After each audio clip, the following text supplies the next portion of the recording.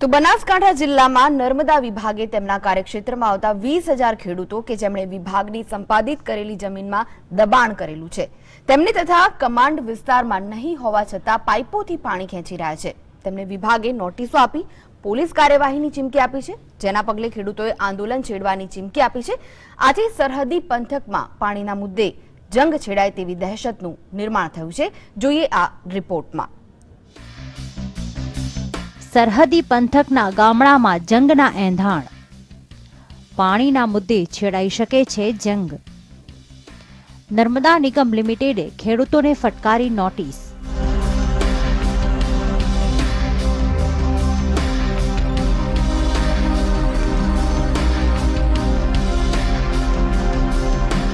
બનાસકાંઠાના સરહદી વિસ્તારમાં માઇનોર કેનાલના ગાબડાથી પરેશાન ખેડૂતો પર વધુ એક સંકટ તોળાઈ રહ્યું છે। સરદાર સરોવર નર્મદા નિગમ લિમિટેડની થરાદ કચેરીના તાબામાં આવતા થરાદ, વાવ, ભાભર, દિયોદર અને સુઈ ગામના ખેડૂતો હાલ એક નોટિસથી પરેશાન છે। પિયત વિસ્તારમાં આવતા વેજપુર, માળકા, માલસણ, ઢીમા અને ગળસીસર બ્રાન્ચ, આ ઉપરાંત ઉચપા ડાયરેક્ટ ડિસ્ટ્રીબ્યુટરી, ઈઢાટા ડાયરેક્ટ ડિસ્ટ્રીબ્યુટરી અને માઇનોર નહેરથી ડિસ્ટ્રીબ્યુટરીઓ સહિતની માઇનોર નહેરોના કમાન્ડ એરિયામાં આવતા તમામ ખેડૂતોને મશીનો હટાવી લેવા તાકીદ કરવામાં આવી છે।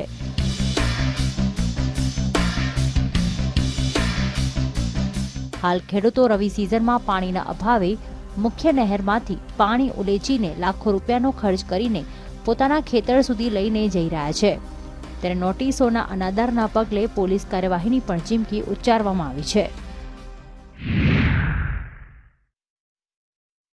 માઇનોર 14 વખત તૂટી છે, ચારડાની માઇનોર નંબર 3 14 વખત તૂટી છે।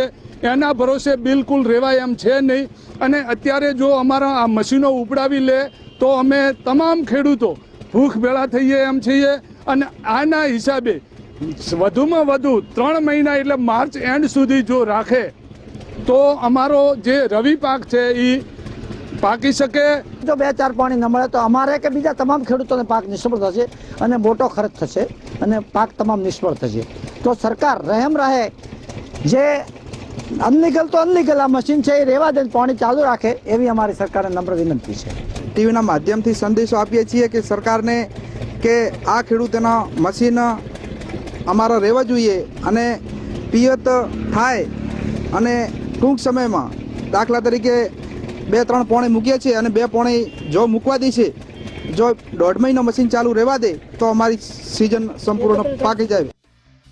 ખેડૂતો દ્વારા જે રીતે કેનાલમાંથી પાણી કાઢવામાં આવે છે તેનાથી માટીકામ, લાઇનિંગ અને રોડને નુકસાન થાય છે અને છેવાડાના ખેડૂતોને પાણી મળી શકતું ન હોવાનું કહીને અધિકારીઓએ નોટિસ પર બચાવ કર્યો હતો।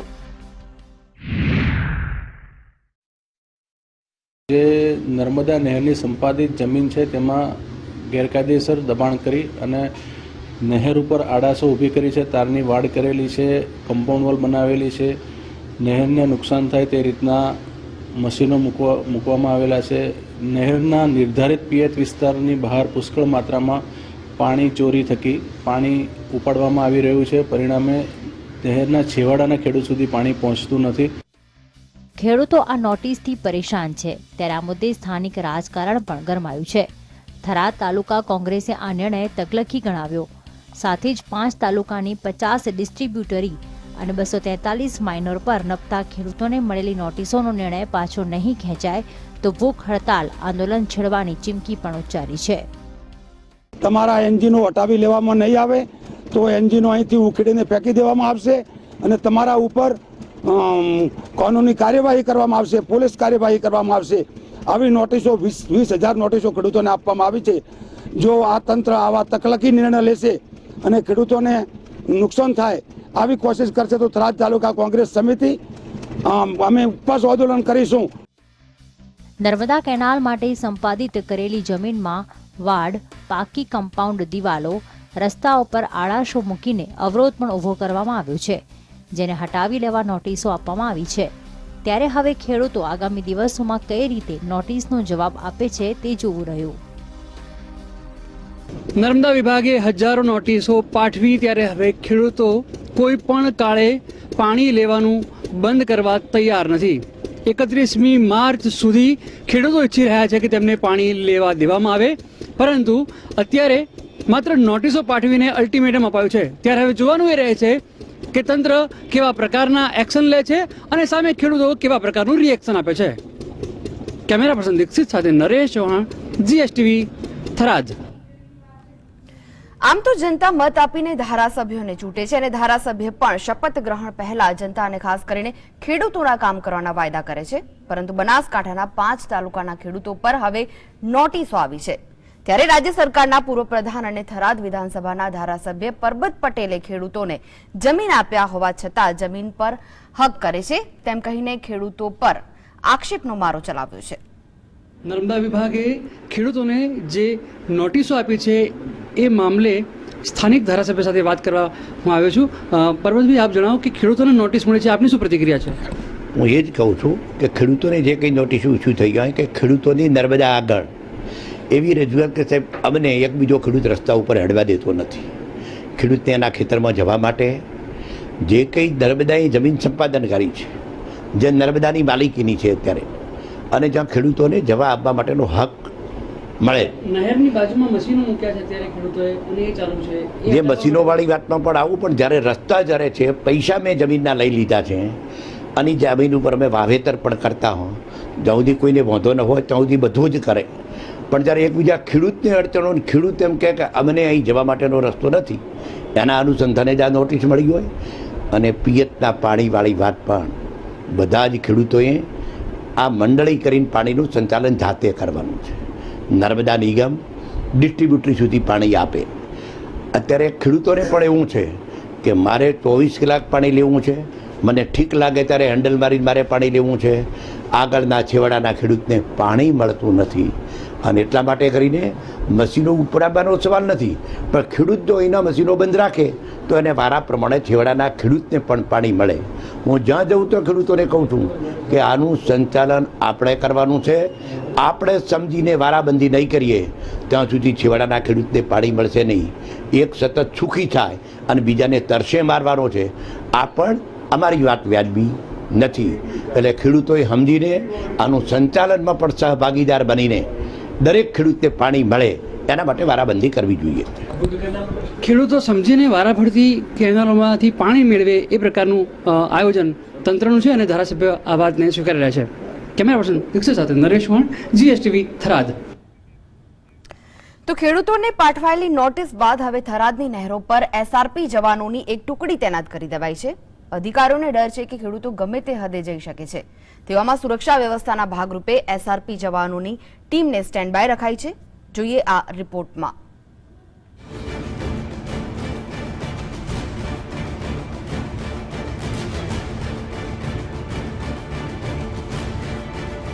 હવે ઉત્તર ગુજરાતની કેનાલો પર SRP જવાનોને તૈનાત કરી દેવાયા છે. કેનાલ હોય કે પછી નર્મદા નહેરની કચેરી, ખેડૂતોના હલ્લાબોલની ફડક તંત્રને એવી લાગી છે કે કચેરી પર પણ SRP જવાનો તૈનાત કરી દેવાયા છે. આમ તો થરાદની નર્મદા નહેરની ઓફિસ હંમેશા અરજદારોની રજૂઆતોના પગલે ધમધમતી રહે છે. ક્યાંક ગાબડું તો ક્યાંક પાણી બંધ થયાની ફરિયાદ રોજિંદી છે. છે જે આ ઉપરથી હુકમ છે કે આ જે મશીનોનું ઓલું છે એને હિસાબે આપણે અહીંયા બંદોબસ્ત રાખ્યો છે. જોકે આવનાર દિવસોમાં પરિસ્થિતિ વણસે તેવી શક્યતાઓ જોવાઈ રહી છે. એક તરફ ગ્રામ પંચાયતોની ચૂંટણી આવી રહી છે, તેવામાં આ પ્રકારના ફતવાથી ખેડૂત આલમમાં રોષ છે અને અધૂરામાં પૂરું સુરક્ષા વ્યવસ્થા વધુને વધુ આક્રમક બનાવતા ખેડૂતો પણ હવે લડી લેવાના મૂડમાં છે.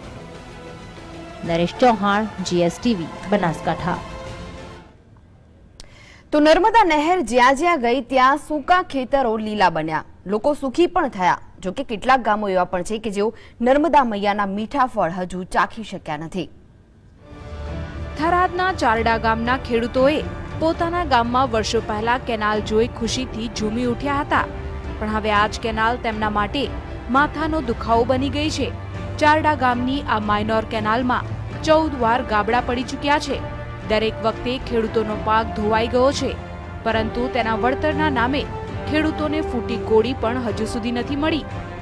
નર્મદા નિગમના નાણાં ખેડૂતો માટે જે ખર્ચાયા એનો કોઈ પણ લાભ ખેડૂતને આજ નહીં પણ આ મહિનોથી ભવિષ્યમાં પણ નથી મળવાનો. આને સંપૂર્ણ લેવલિંગ ચેક કરી અને ફરીથી જો બનાવે તો જ ખેડૂતોને લાભ મળશે. નકા નર્મદા નિગમનું ટોટલ રકમ આ કેડી પટેલના સુપરવિઝનમાં ફેલ જ ગયું છે, ફેલ જવાનું છે. આ ખાતાવાળા એમના અધિકારીઓને છાવરે છે. કેનાલ માટે જમીન આપી એમાં પણ મામૂલી વળતર જ મળ્યું હતું, તો એ પછી ખેતીમાં નુકસાનીનું પણ કંઈક ને કંઈક વળતર મળશે તેવી આશા હતી, પરંતુ એવો એક પણ દિવસ આવ્યો નથી. કેમેરા સામે પણ ખેડૂતોનો આક્રોશ ફૂટી નીકળ્યો છે. પાણી નથી આવતું સાહેબ, પાણી પાછું પાણી ટોકો કર્યો, ટોચી કરી આ કંટ્રાટી ખાઈ ગયા રૂપિયા. આ રેફડી નહેરે છે. મારો ખેતર ગાઉ છે, અહીંયા કોડી આવી છે, મશીન મળ્યું છે, મશીન બીજે ભાઈને ગીરી પડ્યું છે, પણ હજી મશીન વળગાડ્યો કોઈ છે નહીં. નોટબંધીથી કાળા નાણાં પર તો સરકારે લગામ લગાવવાની વાતો કરી છે, પણ સમયની માંગ હવે ભ્રષ્ટાચાર આચરતા સરકારી બાબુઓ સામે પણ કડક પગલાં લેવાનો સમય પાકી ગયો છે. નરેશ ચૌહાણ, GSTV, બનાસકાંઠા. તો નર્મદા નહેરનું પાણી પહોંચાડવા મુખ્ય નહેરમાંથી જુદી જુદી branch canal, distribute canal, minor canal, sub canal અને પાઇપલાઇનનું નેટવર્ક ઊભું કરવામાં આવ્યું, પરંતુ અંડરગ્રાઉન્ડ પાઇપલાઇનમાં એવા તો ગોટાળા થયા કે અનેક ખેતરોમાં પાણી પહોંચતું જ નથી.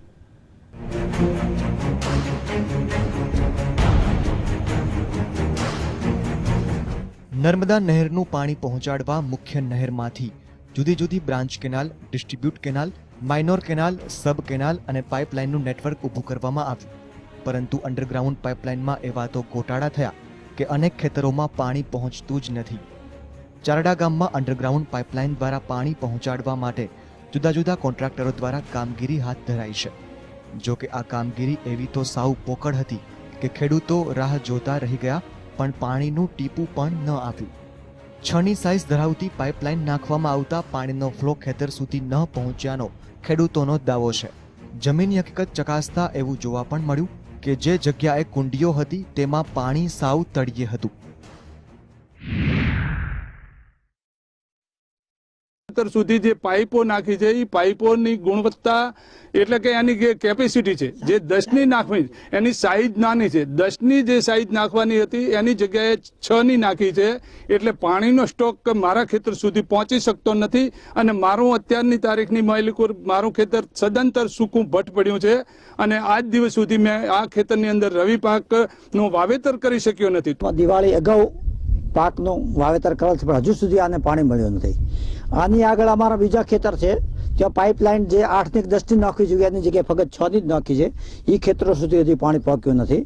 અને અમારા પાક તમામ ખર્ચા કરેલા બિયારણ, ટ્રેક્ટરો અને ખાતર એ બધું ખર્ચ કરેલો છતાં બધું ફેલ જઈ રહ્યું છે. લેવલિંગનું બિલકુલ આયોજન થયું નથી. GSTVના ગ્રાઉન્ડ રિપોર્ટિંગમાં સરકારના ગામે ગામે પાણી પહોંચાડવાના દાવાઓની પોલ ખુલી રહી છે. અહીં કોન્ટ્રાક્ટર્સ અને અધિકારીઓએ ચલાવેલી ધુપ્પલબાજીનું પરિણામ હાલ તો ખેડૂતો ભોગવી રહ્યા છે. ત્યારે જગતનો તાત આખરે જાય તો જાય ક્યાં?